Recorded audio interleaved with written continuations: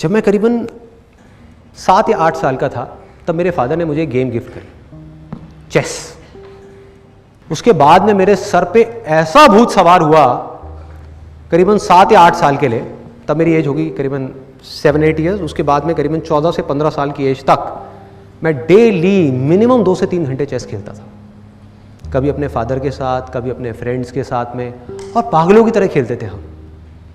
मतलब कि क्या कर रहे हैं कि अगर शाम को खेलना शुरू किया, 3 घंटे हो गए और चेस की गेम बीच में अटकी हुई है, एंड में मेरी एक रानी रह गई, उसकी एक रानी रह गई, और बस उसी में लगे हुए हैं। एक हाथी मेरा रह गया और एक राजा रह गया, उसका भी एक हाथी और एक राजा है, अब लड़ते रहो। तो क्या करते थे कि रात को 9 बज गए, उधर से मम्मी की डांट आनी शुरू हो गई कि बेटा सो जा, कल स्कूल जाना है, ये है वो है, उधर से डांट पड़ रही है। तो बड़े ध्यान से हम उस चेस को, गेम को उठाते थे, एक जगह पे रखते थे, और अगले दिन स्कूल से आने के बाद में 4 बजे वापस से उसी लेवल से वापस से गेम शुरू। उस टाइम पे जो चेस खेल रहा था, देखा जाए तो क्या है, उसकी क्या इंपॉर्टेंस है, इंपॉर्टेंस किस चीज की है, किस चीज की है कि आपको आईआईटी में एडमिशन मिल जाए, आईआईएम्स में एडमिशन मिल जाए, आप पढ़ाई में टॉप कर जाओ, आप ये कर जाओ। आप किसी को बोलोगे भैया अपने बच्चे को जाकर के चेस खिलाओ, उसकी जिंदगी बदल जाएगी, लोग हंसेंगे, उन्हें क्या बोल रहा है, पागल है क्या। लेकिन मैं आपको बिल्कुल सच बोल रहा हूं, बिना किसी फिल्टर के, बिना किसी लेयर के। ये चेस को खेल खेल करके कि जहां स्कूल में मैं अपने ध्यान को 5 मिनट के लिए भी एक क्लास में नहीं रोक पा रहा था, मतलब 90% से ज्यादा क्लासेस में नहीं रोक पा रहा था, 10% क्लासेस ऐसी थी जहां पर ध्यान रुकता था, कुछ अच्छे थे, कुछ अच्छी क्लासेस भी थी। तो उसके बाद में क्या हुआ कि यहां पे चेस खेलते खेलते बाय डिफॉल्ट एफर्टलेसली खेल खेल में ऑब्जर्वेशन पावर्स अपने आप ही बढ़ गई। मतलब आप नहीं भी चाहोगे तो आपको अपने ध्यान को उस गेम में 2 घंटे तक, 3 घंटे तक, 4 घंटे तक लगा करके रखना ही पड़ेगा अगर आपको खेलना है तो। कोई दूसरा ऑप्शन ही नहीं है। यह नहीं हो सकता कि आप सामने किसी के साथ में खेल रहे हो और माइंड में कुछ और सोच रहे हो, नॉट पॉसिबल।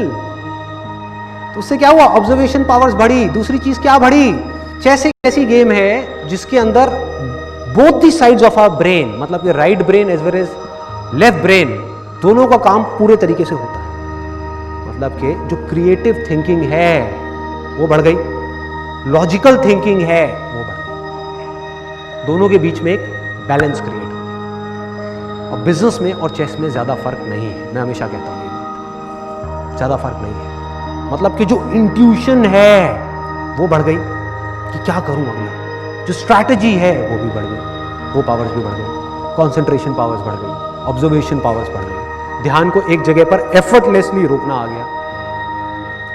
तो यहां से ये मेरी फाउंडेशन है पूरी की पूरी। और बिना अपनी ऑब्जर्वेशन पावर्स के ऊपर काम किए, जिसको आप माइंड बोल सकते हो, बिना अपने माइंड को एक जगह पर टिकाए आप कोई भी काम करने निकल जाओगे, आप ज्यादा देर तक नहीं कर पाओगे बॉस। एक काम करोगे, एक फेलियर आया फिर हिल जाओगे, कोई प्रॉब्लम आई फिर घबरा जाओगे, कोई चीज सीखने जाओगे एकदम माइंड कहीं और भागने लग जाएगा। अपने माइंड को पूरी तरह से एक जगह पर रखना है, और बड़ी से बड़ी मुश्किल आ रही है उसको बिना डर के फेस करना है। ये चीजें कहां से आएंगी, जब तक बॉडी, माइंड और सोल इन तीनों का इंटीग्रेशन नहीं होगा, ये तीनों एक साथ काम नहीं करेंगे। आज जो हो रहा है हमारी सोसाइटी के अंदर की फिजिकल एक्टिविटी धीरे धीरे बंद होती जा रही है। टीवी, इंटरनेट, कंप्यूटर, मोबाइल, खेलना धीरे धीरे कम होता चला जा रहा है। इससे होगा क्या कि लाइफ में अगर कभी इन बच्चों को फिजिकली एक्सर्शन वाला कोई काम करना पड़ गया, क्या ये कर पाएंगे? नहीं कर पाएंगे। मतलब मेरी लाइफ की एक ऐसी स्टेज थी जब दिन में मिनिमम मैं 16 से 17 घंटे काम करता था, जब नया नया फोटोग्राफी का कोर्स किया था।